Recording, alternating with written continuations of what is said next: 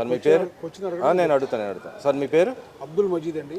Sir ఈరోజు అయితే పార్లమెంట్లో ప్రత్యేకంగా సమావేశాల్లో మహిళా బిల్లును తీసుకురావడానికి ఎలా చూస్తారు? నిజంగానే మహిళలకి రిజర్వేషన్ తీసుకురాబోతున్నారు, దాన్ని ఎలా చూడొచ్చుంటారు ఓవరాల్గా దేశం మొత్తం మీద? అంటే గుండమ్మ కథ సినిమాలో ఎన్టీ రామారావు గారు పాట పాడతారు, లేచింది మహిళా లోకం దద్దరింది పురుష ప్రపంచం అని. ఇవాళ ఆధునిక యుగంలో పురుషులు మహిళలను సమానంగా చూస్తున్నటువంటి ఈ రోజుల్లో మరి మహిళలకు కూడా ప్రాధాన్యత ఇవ్వడం చాలా ఆనందదాయకం. వాళ్ళకి సీట్లు పెంచడం ద్వారా బయటకు వచ్చి చట్టసభల్లో తీర్మానాల్లో కూడా వాళ్ళని అనుబంధం చేయడం అనేది చాలా మంచి పరిణామం. అంటే గతంలో ఎన్నడూ లేని విధంగా గతంలో కూడా కాంగ్రెస్ పార్టీ ఉండగా ప్రవేశపెట్టిన పరిస్థితి, అప్పుడు కానీ ఇప్పుడు నిజంగానే అమలు అవుతుంది అంటారు అసలు? అంటే చిత్తశుద్ధితో అమలు చేస్తే అవుతుందండి తప్పకుండా. దానికి ఏంటంటే ఆల్ పార్టీస్ కూడా మహిళా బిల్లు వరకు మాత్రం అన్ని పార్టీలు కూడా సపోర్ట్ చేయడానికి చిన్న చిన్న మార్పులతో సపోర్ట్ చేయడానికి అన్ని పార్టీలు రెడీగా ఉన్నాయి. దానికి అయితే ఎటువంటి ఇబ్బంది ఉండదు.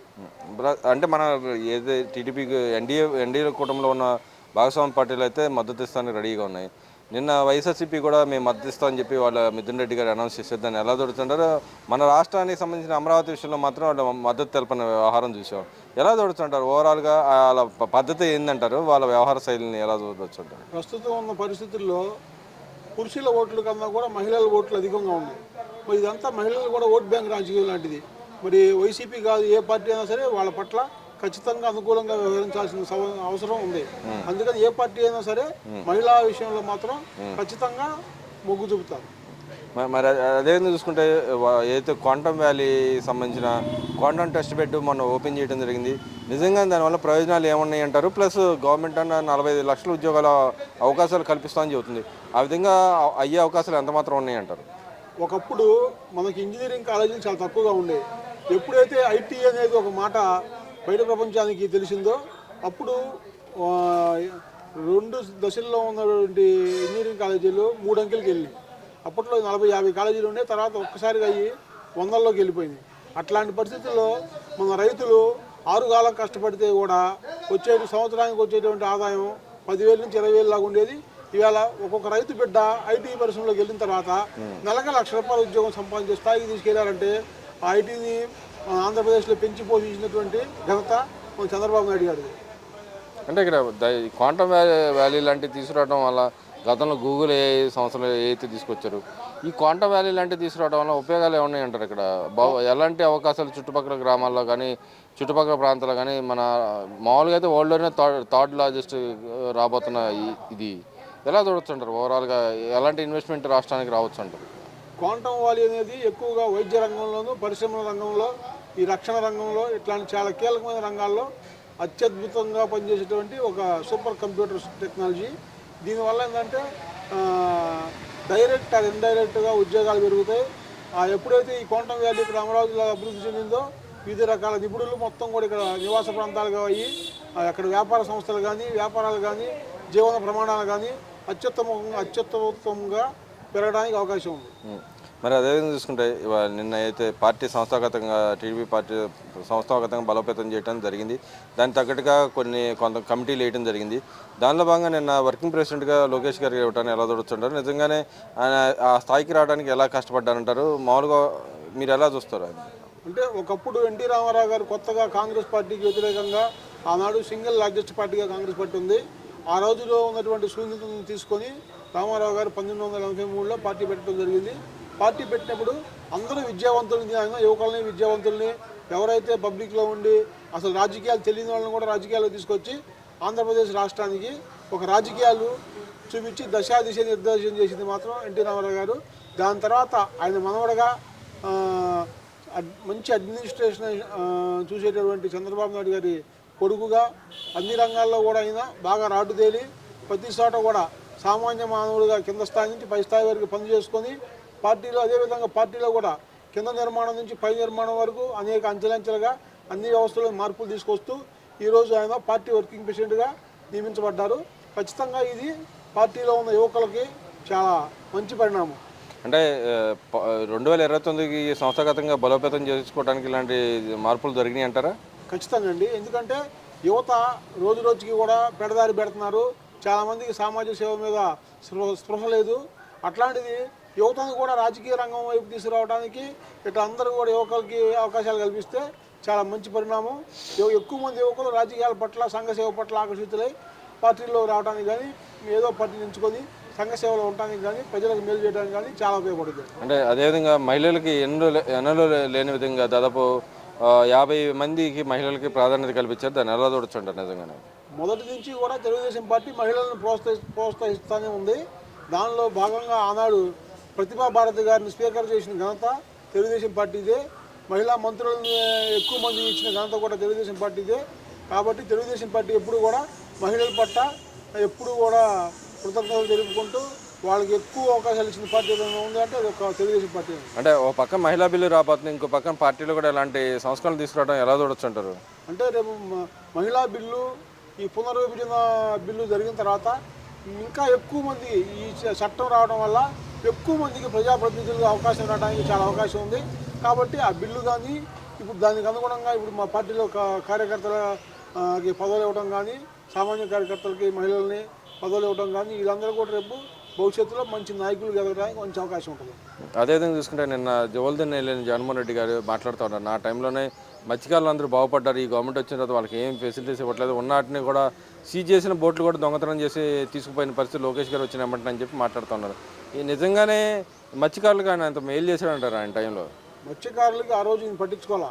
ఇప్పుడు మత్స్యకారులకి బోటుకి సంబంధించిన ఆయిల్ కానీ, వాళ్ళకి ఇప్పుడు వేట నిషిద్ధంలో ఉన్నప్పుడు 20,000 రూపాయలు వేయడం కానీ, మత్స్యకారుల పట్ల ఎక్కువగా శ్రద్ధ తీసుకునేది ఎవరైనా ఉన్నారా అంటే అది కేవలం ఒక నారా లోకేష్ గారు, నారా చంద్రబాబు నాయుడు గారు మాత్రమే.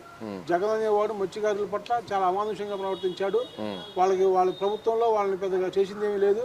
ఈరోజు కపట ప్రేమ నటిస్తూ వాళ్ళని రెచ్చగొట్ట రాజకీయాలు చేస్తా పబ్బం గడుపుకుంటా ఉన్నారు తప్ప జగన్ చేసింది ఏమీ లేదు.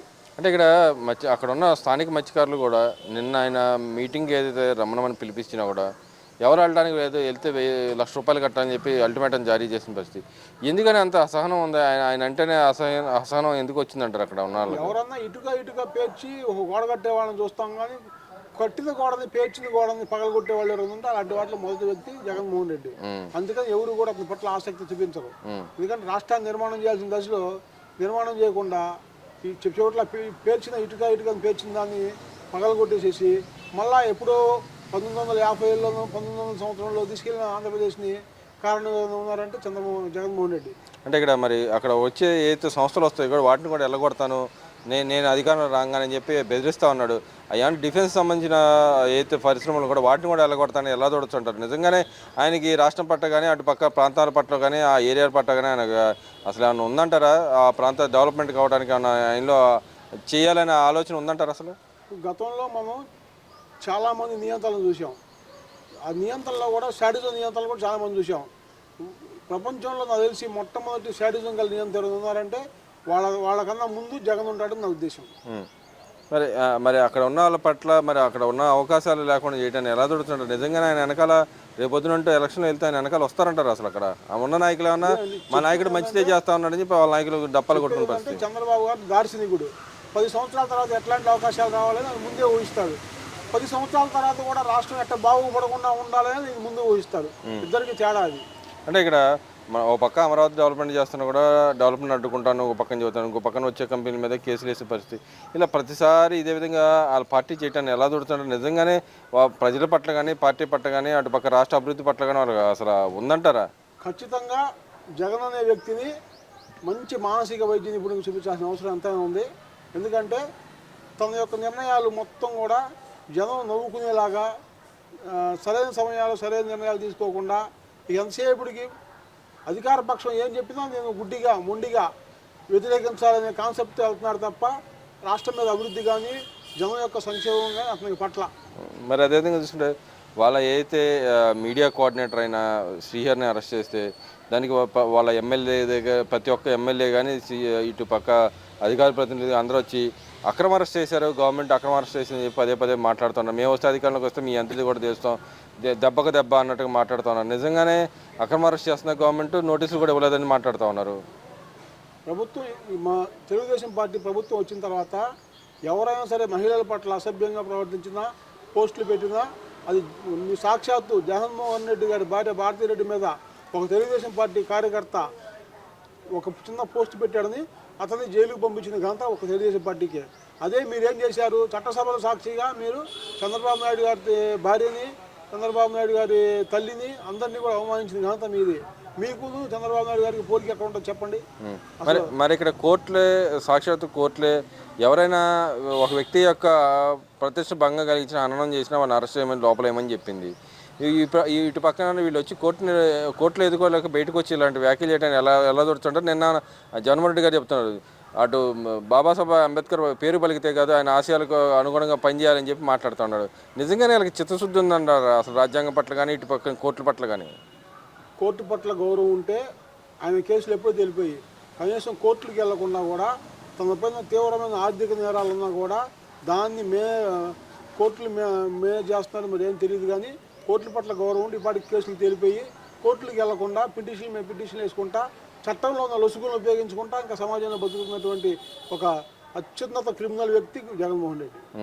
మరి ఎలా చూడొచ్చుంటారు వాళ్ళు మాట్లాడే విధానాన్ని, ఎలా చూడొచ్చుంటారు ఈ విషయంలో? ఒక రాజు మంచివాడైతే యంగమా సైన్యం మంచివాడు అయి ఉంటారండి. ఒక రాజే మూర్ఖుడు అయితే యంగమాలో ఉండే వాళ్ళందరూ కూడా మూర్ఖత్వంతో ఫాలో అవుతారు. ఎందుకంటే రాజుగారు ఏం చేస్తారు అని. మరి ఇక్కడ సాక్షాత్తు వాళ్ళ ఎంపీ కూడా మాట్లాడుతూ ఉన్నాడు, మా నాయకుడు ఏది చెప్తే అదే అవలంబిస్తాం మేము, మా నాయకుడు రేపొద్దున మనబాబులాగా తయారవ్వమంటే మేము తయారవుతాం, ఈ సమాజంలో తిరుగుతాం అన్నట్టు మాట్లాడుతూ ఉన్నాం. సాక్షాత్తు ఒక ఎంపీ మాట్లాడుతున్న ఎలా చూడుతుంటారు? అదేవిధంగా ఒక పక్క కేంద్ర రాష్ట్ర గవర్నమెంట్ నక్సలిజాన్ని, అటు పక్క టెర్రరిజం రూపుమాపాలను చూస్తూ ఉంటే ఒక ఎంపీ అయిన వ్యక్తి ఇలా మాట్లాడుతున్న ఎలా చూడొచ్చండి? చెప్తున్నాం కదండి, హింసించే పులికేసి రాజు అట్లాంటి వాడు జగన్మోహన్ రెడ్డి. అతని బాటలోనే వీళ్ళందరూ వెళ్తారు, కానీ అతనికి వ్యతిరేకించి ఎవరో కూడా మంచి బాటలో వెళ్ళరు. ఎందుకంటే అతను ఏ బాటలో వెళ్తారు, వీళ్ళు కూడా అదే బాటలో వెళ్ళాలా. వెళ్ళకపోతే మళ్ళీ హింసించే పులి రాజు వాళ్ళమే పడతాడు. నేను ఒకటి చెప్తే మరి మీరు ఒకటి చెబుతున్నారా అని ఆయన మనస్తత్వానికి వీళ్ళు వ్యతిరేకంగా మాట్లాడితే మొత్తం కూడా పక్కెళ్ళిపోతారు.